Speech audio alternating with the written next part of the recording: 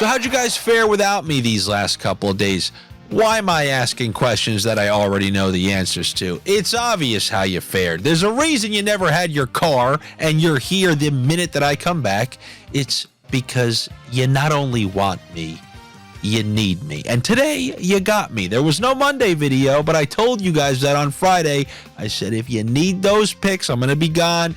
You can subscribe to the Patreon, and everybody who has, not even just this last weekend, but for these last couple of weeks since I started on my own YouTube channel, all you minority Green Bay Packers owners, I've already cleared a year's worth of Patreon payments for you. It's been rakers left and right over there. Not full rakers delight, but like last night, it was like 6 or 7 picks hit. And not just there, not just for you guys, but for Miss Lippy too on my Instagram.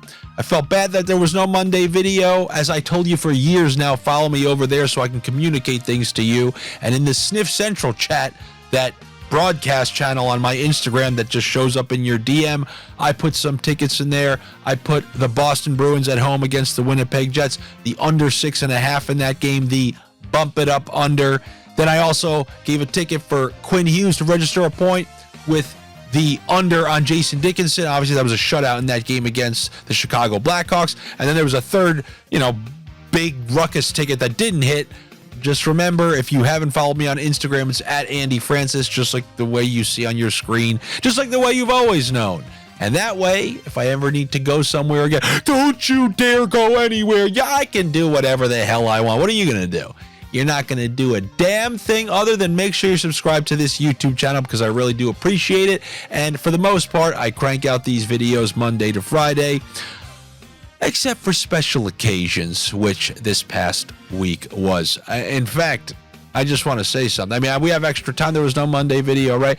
I was at this resort in St. Martin, and at the pool, there was a musician. The guy knew a grand total of one song. Every time I went by the pool, all I heard was, let's get together and feel all. And he was smiling like it was the first time he ever sang it.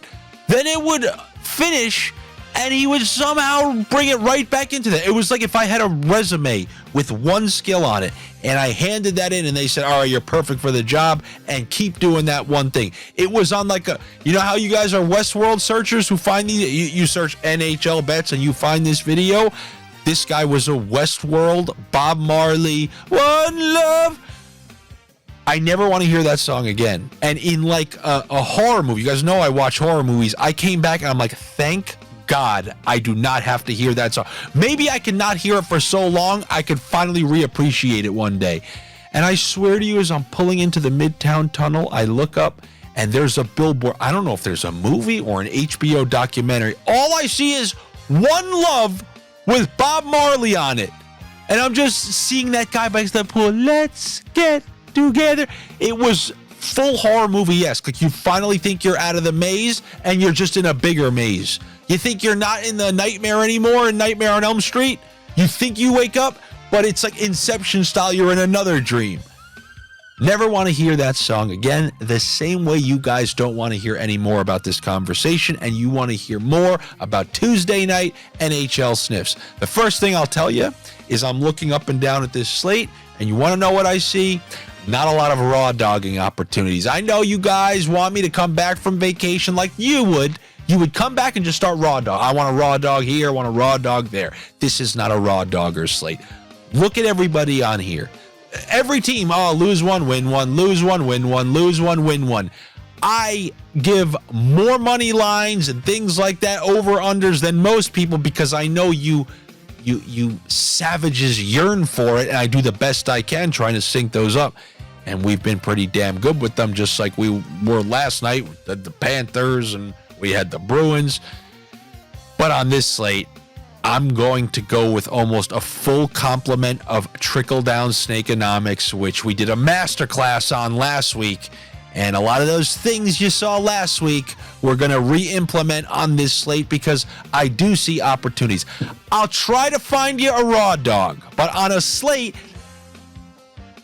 raw dog in the wrong areas, and problems are going to come your way in more ways than one, in more areas of life than one. So let me start with a game that potentially could be a ruckus game, because we know that's a place you like to go regardless. You don't need to raw dog as long as there's ruckus involved. And I swear to you, this is becoming like Morse code over here. If you're a new viewer on these videos, I can assure you the commenters will help you get through this. Just simply say, what the hell is a Westworld searcher? What is a raw dog? Well, I think I know what a raw dogger is. I'm still working on the glossary. There's going to be a full glossary in the comments section where you guys can figure out what all these terms are. And then you'll be rolling with it, and you'll be shocked. How could anybody not know what that is? They don't know what raw dogging bets is on ESPN? They will one day, I can assure you that. So the first game I see, we got the Ottawa Senators going to play the Montreal Canadiens, and the Senators are in one of those stretches. They are scoring, and that's what we love to see when we're building any sort of ruckus. Now, outside of that one game against Winnipeg, and Winnipeg, until Boston, held how many straight opponents under 2.5? But outside of that one game, you're looking at Ottawa score 5, 6, 4, 4, 5. That's the type of Ottawa we want to trickle some bets on. Now, there's a guy on Ottawa. He's like trickle down Snakeonomics 101. I brought him up a couple weeks ago. I brought up to Josh last week on that long show that him and Brandon Montour were two unbelievable values because of the early season injury. Well, Brandon Montour got his point last night. I'm looking at you, Thomas Chabot. You're on that top power play of a team who's scoring a lot, and you're playing against a team who you should be able to score against. You have an implied total of 6.5. And if you guys ever need a little tip of how do I know which games are going to be ruckus to take 2 points for this guy, a point for this guy, and try to stack some plus money parlays, well, the tells aren't too difficult. If you see 7 goals for the over-under like you do in the Edmonton-Columbus game, or if you see 6.5 and the minus is towards the over. Like in this game, we're seeing if you want to take the over 6.5 is minus 130. That's them winking at you saying, Vegas thinks this is going to kind of go over 6.5. This could potentially be a ruckus game with goals back and forth, which is why anything that you take in this game, I wouldn't mind the both teams to score 2+. So there's a few out there you only want to bet both teams to score 2+. That's your new thing. All I do in the NHL is find games where I think both teams are going to score 2+, put 2 of them together, get a plus money bet, and that's my bet for the evening. But in this game, I do like that, but I got to be taking Thomas Chabot a point for plus money. It's plus 110, but there's another member of this Senators team. If you're a longtime viewer of my videos, you know I believe in this guy's talent. He's such a young player. We've seen unbelievable play from him throughout the first couple years of his career, but not so much this year. In comparison to the previous few years, this year has been a struggle. But even in a quote-unquote bad year, a down year, he's still almost averaging a point per game. And he has 9 points in his last 7. And when they come, they tend to come in bunches. And I'm talking about old Timmy Stützle, who over his last 7 games, like I'd mentioned, has 9 points. And when he tends to get them, he tends to get them in more than one, which is why I think we have a good opportunity here to build a same-game ruckus parlay with 2 points for Tim Stützle, an assist for Cole Caulfield, and that over 6.5. There's a same-game ruckus parlay right there. Also, I like Tim Stützle to register a point and give me his line mate, Drake Batherson, who's his line mate and is also on the top power play with him. You put those two together, they connect for 1 goal, you've already hit a plus money bet. I try to do those types of bets in games where I think goals are going to be scored. Last night I was focusing on some Vegas props because who do I not trust defensively? You guys know this, the New Jersey Devils. So you can do those kind of bets when you think it's going to be a game where there's going to be goals that are scored. So those are a couple bets there. And then you obviously, if you want, you can do the 2 points for Caulfield, 2 points for the slew of those guys. So that's one game right there. Then how about we take a trip to Long Island to talk about my New York Islanders, who fired their coach. And just like every other coach other than Jacques Martin, even though he was up by like 3 goals in that game, he got the free win. That was one of the picks we gave out on the Patreon. We gave the Islanders to get that first free win with their new head coach, who preaches defense. He's preaching a defense-first philosophy, and I like that. I like to see that. Although, you know, it takes time to bring that to fruition because they still conceded like 40 shots. With the Islanders hemorrhaging all these shots and Vegas going in there, I see opportunities for a couple players on Vegas, but on the Islanders side, they look to be proving themselves to Patrick Watt. They were taking the simple plays. They were shooting the puck anytime they potentially could. So what I'm going to do, I'm going to take a player on the Islanders, even though he's been like a point per game player. I'm taking the over on 2.5 shots on goal for Noah Dobson, their top defenseman, plays the power play, gets a ton of minutes. He's their most offensive defenseman, and he's never hesitant to shoot the puck. So I believe he's going to go over 2.5 shots on goal. And then on the other side, you have a couple different guys I'm seeing at 1.5. And against the Islanders, who are giving up 30, 40 shots a night, it's so hard for me not to take the over 1.5 shots on goal for Chandler Stevenson, who plays on the top line. And then even Barbashev against a team who's given up 40 shots a night. Really hard not to like those. But I like over 2.5 shots on goal for Noah Dobson. And definitely the over 1.5 for Chandler Stevenson, who is kind of a pass-first guy. But still, 1.5, that's very attainable if you ask me. You want a raw dog?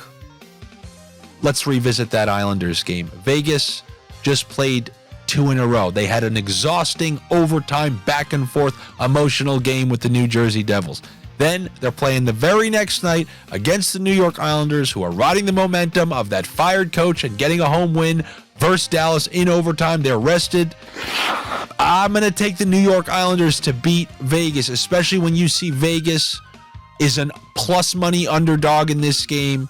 You know, every regular guy, every Dan wants to bet Vegas, but there's a reason my first name ain't Dan. And I'm betting the Islanders, not because I'm an Isles fan, but because there are a couple roads that lead to Rome in this one.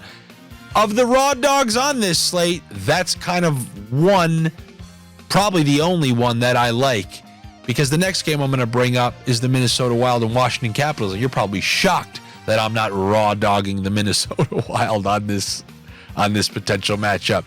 And that's because Caps fans, you're going to learn. This is not some sort of, there's no vindictive nature. You show me good, I say good. And that's exactly what their top line has been. In Alexander Ovechkin's absence, I've seen some great chemistry that has developed between Pacioretty, Strome, and TJ Oshie. All three of them play together on the top line and also on the top power play. If you take out the back half of that home and home with St. Louis, where I never would have taken any of those guys, I did take some of those guys in that home game against the Blues, and all three of them, I believe, delivered. And in this game, if you're showing me where they're playing Minnesota, they're all over the place with their scores, they can give up goals, I'm going to take the over 0.5 point for TJ Oshie. You're getting plus 130 on a top line Oshie, playing on a line that has chemistry, and he's on their top power play. No longer is it, take the guys who play with Ovechkin or take the Ovechkin shots on goal. I think the best part of this team from an offensive perspective lies with those three players on that top line. So the 2.5 shots on goal for Max Pacioretty and the over 0.5 point plus 130 for TJ Oshie. Now, if you're not convinced on the Caps in this game, you think, they might get shut out again. Well, whether they get shut out or don't get shut out, there's a guy who isn't performing like those members of the top line. In fact, he was demoted to the fourth line in his last game. We've seen him tried at the wing. He's not on the top power play. He's killing penalties now. This is a guy who just seems like there's not a place for him on this version of the Capitals, and that's Evgeny Kuznetsov. Him to not register a point is minus 160. Although you may not think that's the best price in the world. If they keep him on the fourth line and he's getting limited minutes, that's a fantastic price. Remember when we took Dubois on the Kings when he was demoted? They had him at like minus 210. We're getting minus 160 at someone who could potentially be playing a bottom six role, a disinterested player who's in the coach's doghouse. So while I like some of those players to contribute offensively on Washington, I don't like Kuznetsov. I'll take the under on Evgeny Kuznetsov to register a point. And I just do want to note that Kaprizov is on an absolute tear. So if you're thinking about doing some sort of ruckus or something like that, him at over 1.5 points is not the craziest idea, or even his over 3.5 shots on goal, because when guys are scoring left and right, when they're feeling everything's go in, they're more likely to shoot. So there are Kaprizov options in that game. Now, this wouldn't be a complete video unless I circled back to that game with a 7-goal total. We got the Edmonton Oilers and the Columbus Blue Jackets. And if you want another wrinkle to throw into that mix, so the Oilers have won like 12 games in a row, some preposterous amount. Well, guess what Area 51 thing? They like Columbus at plus 1.5. Now, I'm not telling you to take Columbus plus 1.5. Area 51 is. But if you do want to throw a side slice on Columbus plus 1.5, I say we get the most out of it, because if there's a 7-goal total and they're covering that plus 1.5, give me the classic 2 points for Gaudreau, and then give me 1 point for Evan Bouchard. Because if we take someone on Columbus for 2 points and an Edmonton guy for 1 point, it's likely that puck line's going to be covered. I've explained this to you guys a bunch of times. Every once in a while, there's a chance it might not hit. But give me 2 points for Gaudreau with the Area 51 plus 1.5 for Columbus, and then a point for Evan Bouchard. And then obviously there are many other same game ruckus parlays you can pull in this game. We can do 2 points for Ryan Nugent-Hopkins, and then we could take Cole Sillinger, who's on the top line with Johnny Gaudreau. The beautiful thing about Columbus, the total is 7, and many of their players, their single point prop is in the pluses. So while 2 points for Connor McDavid is in the minus, 1 point for a majority of this Columbus Blue Jackets squad is in the plus.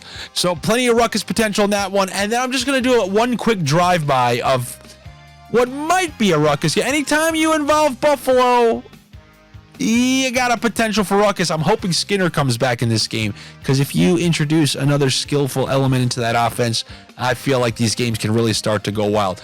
This one's going to be real simple. I'm taking the best player, the guy I perceive to be the best player on both teams, for 2 points.